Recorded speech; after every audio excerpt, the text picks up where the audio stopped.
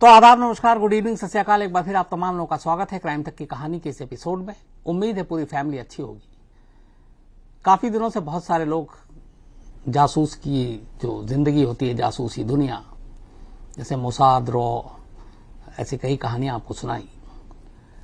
आज की कहानी अपने क्राइम तक फैमिली के एक मेंबर की फरमाइश थी और उन्होंने बाकायदा एक स्क्रिप्ट भी भेजी थी और कहा था इसको आप अगर डिटेल में सुनाए तो खुशी होगी। बहुत टाइम से वो कह रहे थे। बिक्रम फुकौन आसाम के सिवासागर इलाके से हैं और उन्होंने इस कहानी की फरमाइश की थी।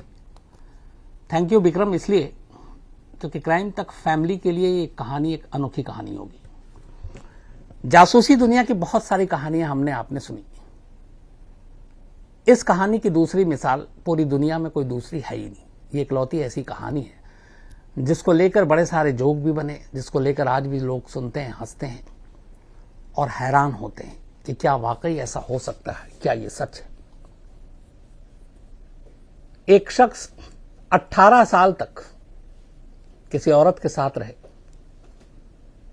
उससे एक बेटा हो और 18 साल के बाद ये पता चले कि जिसे वो अपनी बीवी की तरह रख रहा था, शादी भी करनी थी उन्हें, हस्बैंड वाइफ की तरह जिनके बीच में रिश्ता था, एक मर्द औरत के बीच रिश्ता था, दरअसल वो बीवी औरत नहीं बल्कि मर्द है। 18 साल साथ गुजारने के बाद एक मर्द और औरत के बीच में जो रिश्ता है, वो सारे रिश्ते होने के बाद भी अगर पति को ये पता न चले कि जिसे वो औरत मानकर जिसके साथ पूरी जिंदगी बिता रहा है वो दरअसल औरत नहीं एक मर्द है, तो क्या कोई यकीन करेगा? यही सवाल जब फ्रांस की पुलिस, फ्रांस की एजेंसियों के सामने आया तो सभी हंस भी रहे थे और यकीन करने से साफ इनकार कर रहे थे। ये कहानी है जासूसी दुनिया की एक ऐसी जासूस की या का बोलूं जिसने 18 साल तक एक लड़की बनकर, एक औरत बनकर फ्रेंच एम्बेसी में काम करने वाले एक अफसर, एक स्टाफ के साथ जिंदगी गुजारी और सिर्फ इसलिए ताकि वो जासूसी कर सके, जो खुफिया दस्तावेज हैं वो हासिल कर सके। अजीब और गरीब कहानी है ये। कहानी फ्रेंच एम्बेसी में काम करने वाले एक नौजवान की है जिसकी पहली पोस्टिंग चीन में, बीजिंग में हुई थी। बात 1964 की है। तब पीपल्स रिपब्लिक ऑफ चाइना, वहां पे कम्युनिस्ट सरकार को बहुत सारे देशों ने मान्यता नहीं दी थी, लेकिन फ्रांस पहला ऐसा वेस्टर्न पावर था, पश्चिमी देश था, जिसने चीन की इस people's republic of China communist party की सरकार को न सिर्फ मान्यता दी बल्कि जनवरी में ही फ्रांस ने अपना एक एम्बेसी, अपना एक दूतावास बीजिंग में खोला ताकि चीन के साथ रिश्ते अच्छे हो सकें। जब एम्बेसी खुला तो स्टाफ भी पहुंचे पेरिस से और उन्हीं में से एक स्टाफ मेंबर था बर्नार्ड बोर्सिकॉट। बर्नार्ड बोर्सिकॉट एक यंग, एकदम जवान, उसकी वहां पोस्टिंग हुई एम्बेसी में। वो वहां जाता है, काम शुरू करता है, धीरे धीरे वक्त बीतता है। बर्नार्ड की जिंदगी का जो पूरा एक दिनचर्या था, वो अपने एम्बेसी में जाता, फिर वापस अपने स्टाफ क्वार्टर में आता और रहता। उस वक्त चीन के हालात ऐसे भी नहीं थे कि जो विदेशी हैं वो चीनी जो लोकल हैं उनके साथ घुले मिले, उनके साथ घूमे। तो बहुत सारी बंदिशें थी और चीनी नागरिक भी विदेशियों के साथ थोड़ा सा दूरी बनाकर रखते थे ताकि सरकार और बाकी वहां की एजेंसियां को शक ना हो कि विदेशियों के साथ मिलकर ये लोग कोई जासूसी कर रहे हैं। इसीलिए विदेशियों को वो लोग थोड़ा सा दूर से ही देख के नमस्ते कर दिया करते थे। बर्नार्ड जब पहुंचा तो तन्हा था, शादी हुई नहीं थी। एम्बेसी में अपना काम करना शुरू किया। इस दौरान में फ्रेंच एम्बेसी के एक सीनियर स्टाफ ने क्रिसमस के मौके पर अपने घर एक पार्टी दी। उस पार्टी में बहुत सारे मेहमान आए, फ्रेंच जो वहां पे स्टूडेंट थे वो लोग भी आए। बर्नार्ड भी उस पार्टी में शामिल था। इसी दौरान बर्नार्ड ने देखा कि एक चीनी लड़का जिसकी उम्र 20-22 साल होगी, वो उस पार्टी में शामिल है। उसे देख के बड़ा हैरत भी हुई क्योंकि उस पूरी पार्टी में सिर्फ एक ही चीनी था। उसकी हाइट 5 फीट 6-7 इंच होगी, बिल्कुल टिपिकल चीनी जैसा, लेकिन बेहद मासूम, बेहद प्यारा और बेहद खूबसूरत। बर्नार्ड को पता नहीं क्या हुआ, उसको देख के एक अट्रैक्शन हुई और उसने उससे बातचीत करनी शुरू की। तो पता चला कि वो जो चीनी नौजवान है, दरअसल वो एक जो फ्रेंच के वहां पे सारे लोग रहते हैं चीन में, उनको वो चीनी जुबान, चीनी भाषा सिखाता है। और इसीलिए इस पार्टी में भी बुलाया गया, क्योंकि जो फ्रेंच दूतावास से कुछ स्टाफ थे, उन्होंने भी उससे चीनी सीखी थी। कुछ बच्चे थे वहां पे, फिर उनसे बातचीत हुई। कुछ बच्चे चीनी सीखना चाहते थे। वो जो चीनी नौजवान था, उसने उनसे बात की। लेकिन बर्नार्ड को देखकर उसको कुछ ऐसा हुआ कि उसने लगा कि इससे मुझे भी चीनी जुबान सीखनी चाहिए। फिर उसने उससे पूछा कि क्या आप मुझे सिखाओगे? उसने कहा बिल्कुल। फिर उसने अपना एड्रेस और फोन नंबर दिया। बर्नार्ड खुश हो गया। धीरे धीरे वक्त बीता। अब उसने कोशिश की कि वो चीनी जुबान सीखने के साथ साथ उस चीनी लड़के के साथ कुछ वक्त बिताए। ये मौका भी मिला। दोनों धीरे धीरे मिलने लगे। मिलने जुलने के बाद फिर पता चला कि वो जो लड़का था, उसने कहानी सुनाई कि असल में मैं ओपेरा सिंगर और ओपेरा के लिए गाने लिखता हूं, और ओपेरा में प्ले भी किया है। ये सारी चीजें जब उसने बताई तो उसके बाद उसकी बातें जो हैं वो बर्नार्ड को ज्यादा आकर्षित करती थी। उसे लगता था कि उसके साथ बैठ के घंटे बातों करें, सुनते रहें। धीरे धीरे दोनों की दोस्ती बड़ी गहरी होती गई। इस दौरान में एक दिन बर्नार्ड, जब वो कई दिनों तक नहीं आया वो चीनी लड़का, तो उसे परेशानी हुई। वो उस पते पे जो उसने पता दिया था, ढूंढते ढूंढते उसके घर पहुंचा। वहां गया तो देखा कि वो वही है, उसकी एक बुजुर्ग माँ है। माँ से मिला, बातचीत हुई। फिर उसने अपनी कहानी बताई कि मेरे घर में एक माँ है, 2 बहन और हैं मुझसे बड़ी। उनमें से एक की शादी एक अच्छे वहाँ के पेंटर से हुई है, और एक और बहन की शादी हो चुकी है। दोनों अपने पति के साथ रहते हैं। मैं यहाँ अकेली रहती हूँ अपनी माँ की देखभाल के लिए। बात आई गई होगी, मुलाकात का सिलसिला फिर चलता है। इस दौरान दोनों की दोस्ती इतनी घनिष्ठ हो जाती है कि एक दिन बर्नार्ड उसे अपने घर बुलाता है और वो आता है लड़का। दोनों के बीच बातचीत होती है। उस दिन वो चीनी लड़का अपनी एक कहानी सुनाता और कहता है कि तुमसे इतनी दोस्ती हो गई है कि अब मैं कोई राज तुमसे छुपाना नहीं चाहता। फिर उसने अपनी कहानी सुनाई बर्नार्ड को। उसने कहा कि मेरा नाम शी पी पू है। जो स्पेलिंग थी, शी SHE नहीं बल्कि SHI, लेकिन उसको प्रोनाउंस करते थे शी।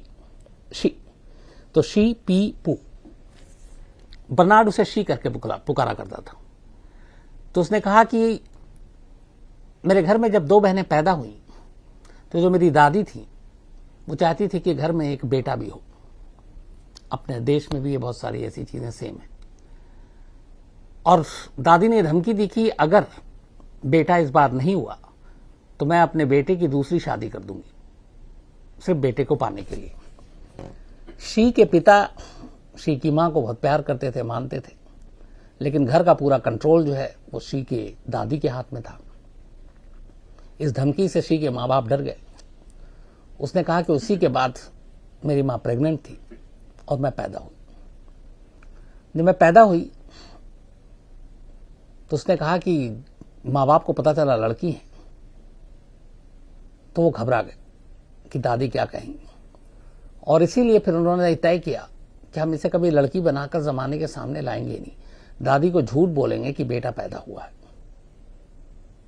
और उन्होंने ये बात दादी को बता दी। दादी खुश हो गई। अब शी की पूरी परवरिश जो है वो एक लड़के के तौर पे होने लगी। उसे लड़के के कपड़े पहना जाते, लड़कों जैसे बाल। और उसने कहा कि आज तक ये सच मैंने दुनिया और जमाने से छुपा के रखी है, मैं लड़का नहीं लड़की हूं। बर्नार्ड जब ये कहानी सुनता है तो वो सोचता है कि मेरी पहली मुलाकात से इसकी तरफ क्यों आकर्षित हूं। और अब जब उसी के मुंह से ये सुनता है कि वो लड़का नहीं बल्कि लड़की है, तो बर्नार्ड को अपनी फीलिंग की सच्चाई पता चलती है। उसे लगता है कि उसे उससे प्यार है। बर्नार्ड खुश हो जाता है, फिर उससे कहता है कि इसका मतलब है कि तुम एक औरत हो। वो बोलती है हाँ। दोनों की दोस्ती और गहरी हो जाती है। कुछ दिनों के बाद बर्नार्ड उसे प्रपोज करता है, वो मान जाती है। फिर एक दिन बर्नार्ड उसे अपने फ्लैट में बुलाता है।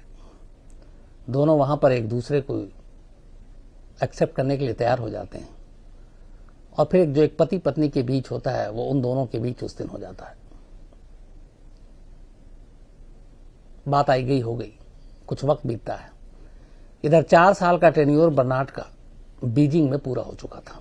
अब उसकी पोस्टिंग मंगोलिया में हो गई थी और उसे अब जाना था। तो दोनों के जब रिश्ते कायम हुए, उसके करीब 3 महीने के बाद बर्नार्ड को वहां से निकलना था, बीजिंग से। जिस दिन वो जा रहा था उस दिन शी ने बर्नार्ड से कहा कि मैं तुम्हारा इंतजार करूंगी, तुम वापस आना, मैं तुम्हारे बच्चे की मां बनने वाली हूं और मैं 3 महीने की प्रेग्नेंट हूं। बर्नार्ड बहुत खुश हो गया। उसने कहा कि अगर बेटा होगा तो ये नाम रखूंगा, बेटी होगी तो ये नाम रखूंगी। और दोबारा आने का वादा करके बर्नार्ड वहां से चला गया। वक्त बीता, बर्नार्ड इधर आया नहीं, बातचीत ज्यादा हो नहीं रही थी। कुछ वक्त के बाद बर्नार्ड को जब लगा कि अब उसके जो बच्चे उसकी डिलीवरी हो गई होगी, उसे एक अजीब सी बेचैनी हुई। उसने कहा फिर से वापस बीजिंग जाऊंगा। ऑफिशियली जा नहीं सकता था, तो वो पर्सनल ट्रिप पे वापस बीजिंग जाता है। बीजिंग जाने के बाद वो शी से मिलता है, घर जाता है, और उसके दिल में एक बेचैनी थी इस सवाल का जवाब जानने के लिए कि हुआ क्या है। जब वो शी के घर पहुंचता तो शी और उसकी मां थी। वो चारों तरफ घर में देखता है, कहीं कोई बच्चा दिखता नहीं है, कोई आवाज किलकारियों की सुनाई नहीं देती है। वो बड़ी ही जिज्ञासा से शी से पूछता कि क्या हुआ। शी बहुत ही ठंडे भाव के साथ जवाब देती है कि बेटा हुआ है, लेकिन इस वक्त मैं तुमको मिला नहीं सकती। बर्नार्ड बेचैन हो जाता है, इतनी दूर से आया, बेटे की एक शक्ल देखे और ऊपर से बेटा, उसको खुशी थी। वो कह रही कुछ वजह हैं, और एक तो चूंकि यहाँ पे आस पड़ोस के लोग हैं और तुम एक विदेशी हो, तो अगर हमारी सरकार में एजेंसियों में पता चल गया कि एक फ्रेंच के साथ ऐसी ऐसी चीजें हुई और बेटा हुआ, तो हमारे और घर वालों की परेशानी बढ़ जाएगी। उसने किसी तरह से एक फोटो निकाला और फोटो दिखाया बर्नार्ड को कि ये तुम्हारे बेटे की तस्वीर है, लेकिन अपने हाथ से ही दिखाया उसने। वो फोटो भी बर्नार्ड को रखने के लिए नहीं दिया। तब वो फोटो, जो तस्वीर थी, करीब किसी 1 से 1.5 साल के बच्चे की थी। बर्नार्ड फोटो देख के ही सब्र कर लेता है। इसके बाद फिर वो वहां से निकलता है और वापस अपने काम पे चला जाता है, चीन से निकलकर। बट अब उसका मन नहीं लग रहा था। इस बीच में वो दोबारा फिर कोशिश करता है कि अब ये ना तो नौकरी छोड़ दूं या किसी तरह शी और अपने बेटे को वापस पेरिस लाऊं। वो अपने महकमे में एक एप्लीकेशन डालता है कि अगर बीजिंग में कोई भी पोस्ट खाली हो, चाहे छोटी हो बड़ी हो, अगर आप मुझे वापस भेज देंगे तो अच्छा होगा। नसीब उसका साथ दे रहा था। बीजिंग में एक छोटी सी जगह पे एक और उनका कॉन्सुलेट खुल रहा था, और उसमें मैन पावर सिर्फ 3 था। एक ही आदमी का काम था मेल भी पढ़ना, कोरियर भी, बाकी सारी चीजें, टाइपिंग भी। चूंकि बर्नार्ड सीनियर हो चुका था, पेरिस प्रशासन को लगा कि इससे बेहतर आदमी नहीं होगा, हाथों हाथ मंजूरी कर ली और उसे फिर वापस चीन भेज दिया। मकसद कुछ और था, लेकिन बर्नार्ड खुश होकर वापस चीन पहुंचता है। चीन पहुंचने के बाद फिर से शी के साथ मुलाकात का सिलसिला शुरू हो जाता है, लेकिन उसकी सिर्फ एक ही चीज थी कि अपने बेटे को देखें, और वो बेटे को देख नहीं पा रहा और शी बेटे को मिला नहीं पा रही है। कोई ना कोई हमेशा बहाना कर दे। उसने कहा कि नजरों से समाज के बचाने के लिए, सरकार की एजेंसियों से बचाने के लिए अपनी एक मेट के साथ उसको दूर एक जगह पे भेज दिया जहां उसकी परवरिश हो रही है, जल्दी तुमको मिलाऊंगी। इसी तरह की बातें करके वो टाल देती। इस दौरान में शी से मुलाकात भी डेली करनी थी, वो पहुंच चुका था, लेकिन ये भी था कि वो एक एम्बेसी में काम कर रहा है और चीन की एक शख्स के साथ इस तरह से उसकी नजदीकियां, मुलाकात कहीं परेशानी में न डाल दें। तो मुलाकात और मिलने के लिए, रेगुलर एक बहाने के लिए उसने एक काम किया। उसने कहा कि मैं तुमसे चीनी लैंग्वेज सीखती हूं, उसके लिए ऑफिशियली तुम वीक में 2 या 4 दिन की क्लास दे दो। बात जम गई। शी ने क्लास लेना शुरू कर दिया, घर आने लगी। लेकिन 3 महीने के बाद ही अचानक एक दिन शी ने बर्नार्डो को बताया, बर्नार्ड को, कि जो तुम्हें कोचिंग देनी थी या जो लैंग्वेज सिखा रही थी, अब चीनी अथॉरिटी ने ये कहा है कि मेरी जगह कोई और जाएगा, अब मैं अगले हफ्ते से तुम्हें पढ़ाने नहीं आऊंगी। पढ़ाई एक बहाना था, दोनों को मिलना था। बर्नार्ड को सुनकर धक्का लगा, लेकिन एक हफ्ते के बाद चीन एक शख्स को लेकर, जिसका नाम किंग था, बर्नार्ड के घर पहुंचती है। कहती आज से ये तुम्हारे नए टीचर है। बर्नार्ड अब उससे पढ़ने लगता है। धीरे धीरे किंग भी बर्नार्ड के करीब आ जाता है, उसके दिलों की बातें समझ जाता है, और एक दिन बर्नार्ड हकीकत बता देता है कि मुझे यहां से शी और अपने बेटे को लेके जाना है। किंग जब बर्नार्ड शी के घर गया था तो वहां पे भी उसकी मुलाकात हुई थी, तो वो पहले से भी जानता था, चूंकि दोनों लिटरेचर और चीनी लैंग्वेज के थे। तो शी ने कहा भी था कि ये मेरे जानकार हैं, तो इसीलिए बर्नार्ड को बात करने में कोई दुश्वारी नहीं आ रही थी। किंग ने कहा कि मैं तुम्हारा काम करा सकता हूं, शी को तुम्हारे साथ पेरिस भिजवा सकता हूं, तुम्हारे बेटे से मिलवा सकता हूं। शर्त एक है, हमें कुछ डॉक्यूमेंट्स चाहिए जो तुम्हारी एम्बेसी में है। अगर तुम हमें वो देते रहोगे, और उसमें कुछ नहीं चाहिए, तुम पेपर लाओगे, मैं उसकी फोटो कॉपी करूंगा और तुम वापस पेपर ले आकर रख देना। शी के प्यार में अंधा और बेटे के मिलन के लिए तरस रहा बर्नार्ड इन शर्तों को मान जाता है, और एम्बेसी से जो भी कॉन्फिडेंशियल इंफॉर्मेशन थी, खासतौर पर उस वक्त रशिया को लेकर और बाकी देशों को लेकर, वो पेपर लाता, वो कॉपी करता किंग और ले जाता, और ये सिलसिला चलता रहता। वक्त बीता। इसके बाद बर्नार्ड का फिर वहां से 4 साल पूरा हो गया, वो निकल गया। निकलने से पहले शी एक दिन फिर उसको एक फोटो दिखाती है। कहती है तुम्हारा बेटा है जो पल रहा है, अभी नहीं मिला सकती। और वो जो तस्वीर थी तब तक करीब वो 7 साल के एक बच्चे की थी। बर्नार्ड उसी में सब्र करता है, फिर वहां से निकल जाता है। वापस इस बार वो पेरिस पहुंचता और पेरिस में ही ड्यूटी कर रहा होता है। इस दौरान में शी से मिलने और बेटे को देखने की चाहत लगातार बढ़ती जा रही थी। पेरिस में एक और शख्स से अब मुलाकात होती है बर्नार्ड की। वो भी यंग जवान लड़का था, 23-24 साल का। बर्नार्ड और उस लड़के में दोस्ती हो जाती है। वो लड़का एक गे ग्रुप से था और इन दोनों के बीच में अब रिश्ते बन जाते हैं। धीरे धीरे वक्त बीतता है। फिर एक दिन अचानक एक खबर मिलती है किंग के जरिए कि पेरिस में एक कल्चरल इवेंट है। उस इवेंट में शी जा सकती है क्योंकि वहां के लिटरेचर की मेंबर भी थी और ओपेरा सिंगर भी थी, ओपेरा के लिए गाने भी लिखती थी। तो पेरिस आ सकती है अगर तुम उसके वीजा का इंतजाम करवा दो इस कल्चरल इवेंट के जरिए। बर्नार्ड खुश हो जाता है, वो वीजा का इंतजाम करवाता अपने एक दोस्त के जरिए। इसके बाद शी और उसका बेटा अब पहुंचता है पेरिस पहुंचता। लेकिन जब ये पेरिस पहुंचे उस वक्त इत्तेफाक से किसी काम से बर्नार्ड फ्रांस से बाहर था। वो अपने उस दोस्त को जिसके साथ उसके रिश्ते थे, गे जो थे ग्रुप के, वो उससे कहता है कि तुम उसका ख्याल रखो, उसको घर में लेकर आओ। वो उसको लेकर आता है। शी वहां पहुंचती है एक लड़के की तौर पर, एक मर्द के ही तौर पर, पैंट शर्ट जैकेट यही पहनकर। उसके दोस्त को भी यही अंदाजा होता है कि ये कोई लड़का है, दोस्त है और वो बेटा है। कुछ दिन वो साथ रहते हैं। इसके बाद बर्नार्ड वापस आता है। बर्नार्ड वापस आकर अब अपनी फैमिली और बाकी लोगों को अपने बेटे से मिलाता है कि ये मेरा बेटा है, और शी को मिलाता है कि ये मेरे बेटे के अंकल हैं। मतलब बेटे की मां को वो बेटे का अंकल, क्योंकि अभी तक सारे लोग यही मान रहे हैं कि शी जो है एक मर्द है और उसी वेशभूषा में थी। इस दौरान में फेस्टिवल खत्म होता है, लेकिन शी का वीजा एक्सटेंड होता जाता है। 1 साल हो जाते हैं। 1 साल के बाद जून 1983 में एक दिन बर्नार्ड अपने घर पर था। अचानक पेरिस पुलिस की एक टीम घर पे पहुंचती है और बर्नार्ड को अपने साथ हेडक्वार्टर ले जाती है।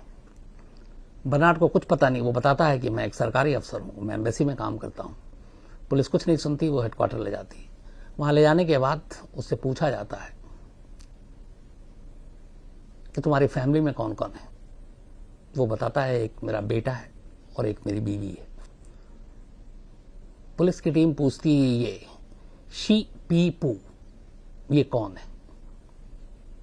कहता ये मेरी वाइफ है और उसी से मेरा बेटा है। सारे पुलिस वाले एक दूसरे का मुंह देखते हैं, हंसते हैं, फिर से पूछते हैं कि ये शी पी पू कौन है?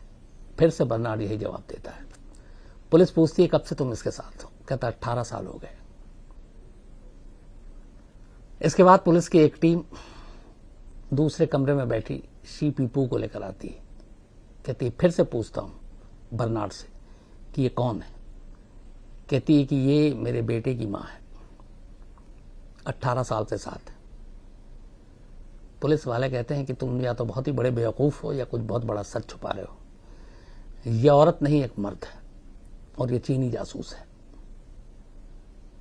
बर्नार्ड को यकीन नहीं होता, यकीन करने की उसके पास कोई वजह भी नहीं थी, क्योंकि 18 साल से उसके साथ उसने सारे वक्त गुजारे थे, दोनों के रिश्ते बने थे। वो मानने को तैयार नहीं हुआ।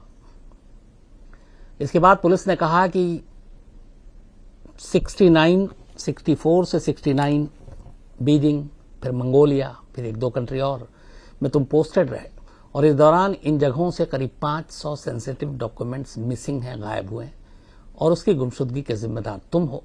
तुमने चीनी जासूस को ये पेपर सौंपे हैं जो कॉन्फिडेंशियल थे। बर्नार्ड इनकार करता है, लेकिन पुलिस फिर किंग और बाकी लोगों के नाम बताती है तो वो कहता हाँ इनको मैंने कुछ पेपर दिए। शी से पूछा जाता है, उसने कहा कि मैंने कभी कोई पेपर नहीं लिए, लेकिन जो शख्स बाद में ट्यूटर बनकर आया था उसको मैंने ही भिजवाया था और किंग को बर्नार्ड भी जानता था। दोनों के ऊपर जासूसी और के इल्जाम लगते हैं। अब लेकिन यहां पे मसला यह है कि शी मर्द है या औरत? पुलिस ने कह दिया। बर्नार्ड को यकीन नहीं हो रहा। इसके बाद बर्नार्ड उससे पूछता है कि मैं तुम्हारे मुंह से हकीकत सुनना चाहता हूं। शी कहती है कि मैं एक औरत नहीं एक मर्द हूं। वो जो मैंने कहानी सुनाई थी कि जब मैं पैदा हुई मेरी दादी को एक बेटा चाहिए था और मैं एक बेटी के तौर पे पैदा हुई, मेरी परवरिश बेटे के तौर पर हुई, वो कहानी झूठी थी। मेरे फिजिकल कुछ पार्ट्स ऐसे थे जिसके अंदर औरतों के हार्मोन ज्यादा थे, मेरे लुक, मेरी बाकी चीजें भी थी और इसी का फायदा उठाया। कोर्ट ने एक ऑर्डर दिया, क्योंकि शी ने एक लाइन बोली थी उस कोर्ट में, बड़ी इंपॉर्टेंट लाइन थी कि मैंने सुना है कि फ्रांस एक आजाद देश है, आजाद सोच का देश है, तो मैं औरत हूं या मर्द हूं इससे क्या फर्क पड़ता है इस देश को। लेकिन जुर्म था, इल्जाम लगा था जासूसी का। कोर्ट के आदेश पर शी का मेडिकल टेस्ट कराया जाता है और उस मेडिकल टेस्ट की रिपोर्ट जब आती है तो उसमें यही था कि शी एक मर्द है, औरत नहीं। जब ये रिपोर्ट पहली बार बर्नार्ड को दिखाई जाती है तब शी के मुंह से सुनने के बाद भी उसे तब तक यकीन नहीं हुआ था, पर ये रिपोर्ट जब उसके सामने रखी गई पहली बार बर्नार्ड को यकीन हुआ कि जिसके साथ 18 साल एक औरत समझकर उसने गुजारी वो दरअसल एक मर्द है। अब सवाल ये है कि अगर शी मर्द है तो फिर बेटा कहां से आया? फिर शी ने बताया कि ये बेटा भी उसका नहीं है। उस बेटे का भी टेस्ट हुआ, डीएनए आया। उस डीएनए रिपोर्ट में उस बेटे का बाप न बर्नार्ड निकला न मां शी निकली, वो किसी और का बच्चा था और उस बच्चे को भी एक मोहरा बनाया गया था इस जासूसी के पूरे सिंडिकेट के लिए। इसीलिए कभी शी ने बचपन में, डिलीवरी के वक्त, प्रेगनेंसी के दौरान बर्नार्ड को न मिली, न दिखाया, न बताया, हमेशा झूठ बोला। इसके बाद इन दोनों को 5 और 6 साल की सजा होती है, लेकिन चीन और फ्रांस के रिश्ते बड़े अच्छे थे। शी साल भर भी जेल के अंदर नहीं रही। फ्रांस के प्रेसिडेंट ने उसे माफ कर दिया और जेल से रिहाई दे दी ताकि चीन के साथ रिश्ते खराब ना हो। शी जेल से बाहर आई, उसके बाद फिर उसने अपना एक ओपेरा सिंगर के तौर पे काम करना शुरू किया। शी के जेल से बाहर आने के 6 महीने के बाद बर्नार्ड को भी रिहाई मिल गई, उसे भी माफी दे दी गई, क्योंकि इस कहानी को जो भी सुनता था वो गुस्सा होने की बजाय हंसता था, मजाक बनाता था, जोक करता था। तो इन दोनों को वक्त से पहले रिहाई मिल गई। शी ने एक ओपेरा सिंगर के तौर पे काम किया, पेरिस में रही। 70 साल की उम्र में उसकी मौत हो गई। बर्नार्ड बोर्सिकॉट आज भी जिंदा है, पेरिस में है। और आज भी वहां की मीडिया को जब ये कहानी याद आती है तो एक देश के खिलाफ जासूसी का मामला संगीन इल्जाम है, लेकिन लोगों को गुस्सा आने की बजाय हंसी आती है और बर्नाट के बारे में सोचते हैं कि एक ऐसा शख्स है जो 18 साल तक एक मर्द के साथ रहा, उसे औरत समझकर।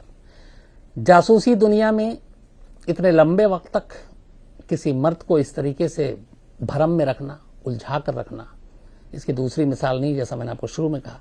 इसीलिए कहानी अपने आप में बेहद अजीब कहानी है कि एक जासूस मर्द औरत बनकर एक दूतावास में काम करने वाले स्टाफ को कैसे 18 साल तक बेवकूफ बनाता रहा और उससे वो सारे राज निकलवाता रहा जो उसे या उसके देश को जरूरत थी जिसकी। उम्मीद है ये कहानी आपको पसंद आएगी। फिर से विक्रम पुखोन, आपका शुक्रिया, थैंक यू, आपको इस कहानी को आपने भेजा। तो आज इतना ही, कल फिर मुलाकात होगी किसी नई कहानी के साथ। तब तक अपना ख्याल रखिएगा। Thank you very much.